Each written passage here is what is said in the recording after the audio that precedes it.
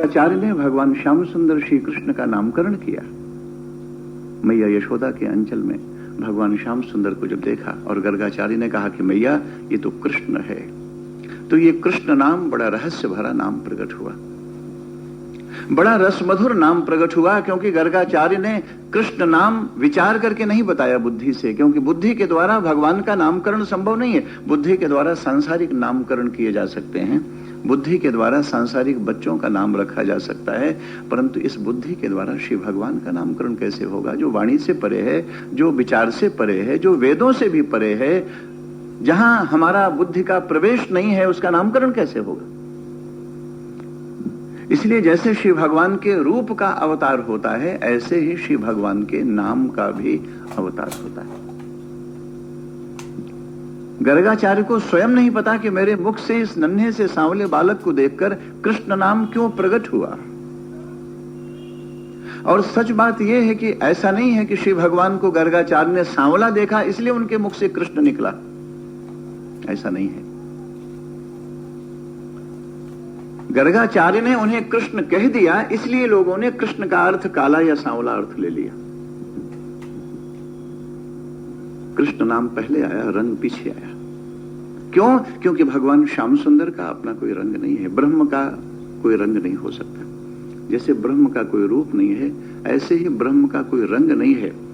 और जब ब्रह्म का रंग नहीं है तो उसे फिर गोरा क्यों नहीं कहा, सांवला ही क्यों कहा? क्योंकि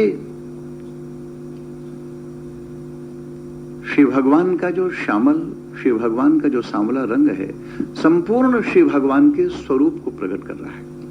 आकाश नीला है क्या?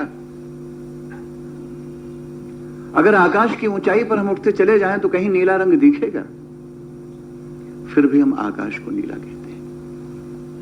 आकाश को नीला हम इसलिए कहते हैं कि हमारी आंखों की एक सीमा है देखने की, और जब हमारी आंखों की सीमा समाप्त हो जाती है, उसके परे जब हम देखते हैं तो कुछ नीला ही रंग दिखेगा, क्योंकि फिर सफेद, आंखें हमारी सफेद को पकड़ लेंगी, दूसरा रंग होगा उसे पकड़ लेंगी।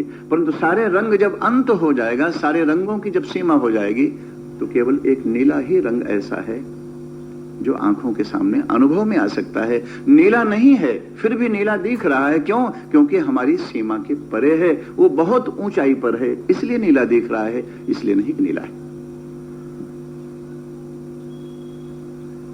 समुद्र का पानी, किसी झील का पानी झांकें तो कौन सा रंग दिखेगा? हरा, लाल, पीला, नीला ही तो दिखता है। क्या इसलिए कि नीला है? और किसी पात्र में भरकर देखें, नीला लगता है क्या? पात्र में भरकर हम चाहे समुद्र के किसी भी कोने में जाकर किसी भी गहराई से निकालकर पानी को बाहर देखेंगे तो पानी नीला नहीं दिखेगा, और फिर भी समुद्र हमको नीला दिख रहा। क्यों? इसलिए नहीं कि नीला है, इसलिए कि हमारी पहुंच से परे, हमारी पकड़ से परे, इतना गहरा है कि जहां हमारी नजरें प्रवेश नहीं कर सकती।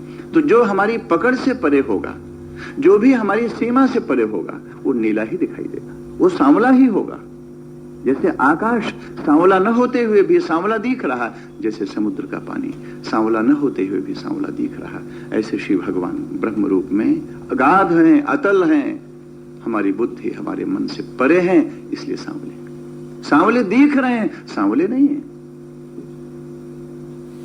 एक प्रतीति हो रही है, एक अपीयरेंस है कि श्री भगवान सांवले हैं, सांवले हैं नहीं, परंतु श्री भगवान हमारी नजरों की पहुंच से परे हैं, हमारी बुद्धि की पकड़ से परे हैं, हमारे मन के संकल्प से परे हैं, और इसलिए जो सबसे परे है और अनंत अनंत प्रकृतियों के परे है, उसको प्रकट करने का एक ही उपाय है कि सांवला है।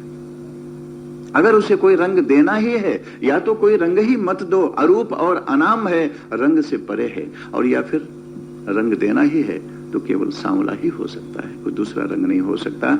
और इसीलिए गर्गाचार्य ने भगवान श्याम सुंदर के लिए, महाराज उनके मुख से निकला शब्द कृष्ण, मैया ये तो कृष्ण है। मोटी बुद्धि से कोई गोपी इस पर आपत्ति कर सकती थी कि महाराज इतनी सारी भूमिका बनाई तो कहा भी, नाम भी रखा तो कृष्ण, अरे कृष्ण का मतलब तो काला होता है, हम तो पहले से ही कल्लू कल्लू कहती हैं। तो क्या गोपियां जो कल्लू कहती हैं और कलुआ कहती हैं, कलूटा कहती हैं, क्या गर्गाचार्य के मुख से श्री भगवान का जो नाम प्रकट हुआ कृष्ण, उसका केवल इतना ही अर्थ है कोई गोपी अपनी बुद्धि के सहारे बोल सकती थी कि तुमने संस्कृत में उसे कृष्ण कह दिया, हमने अपनी भाव में, अपनी भाषा में उसे कलूटा कह दिया, कलुआ कह दिया। इसका ये भाव नहीं। गर्गाचार्य को स्वयं नहीं पता कि मेरे मुख से ये नाम कैसे आया और कहां से आया। रंग से नहीं आया, वो अनंत और अगाध दिखा इसलिए प्रकट हुआ। वो असीम और अपरिमेय दिखाई पड़ा इसलिए गर्गाचार्य के मुख से उसका नाम प्रकट हुआ, कृष्ण। और एक दूसरा रहस्य भी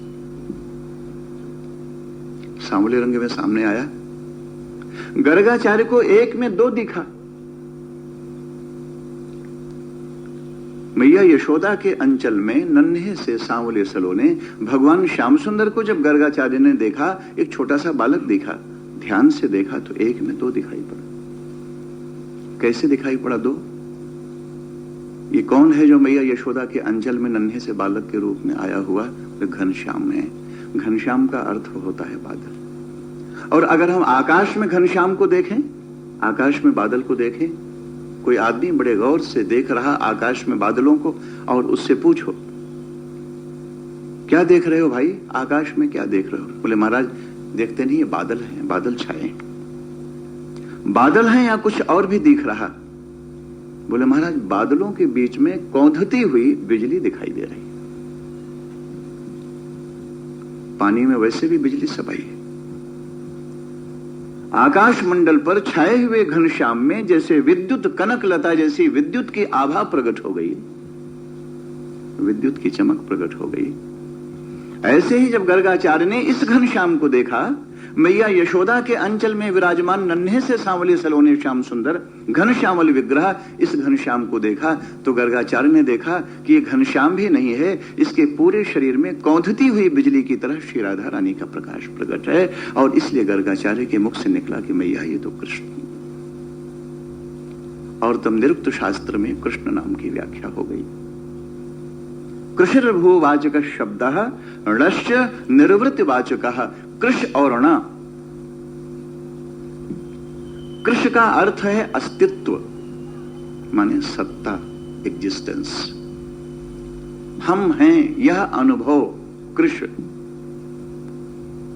कृषिर्भूवाचक शब्द, हमारा होना यह कृष है।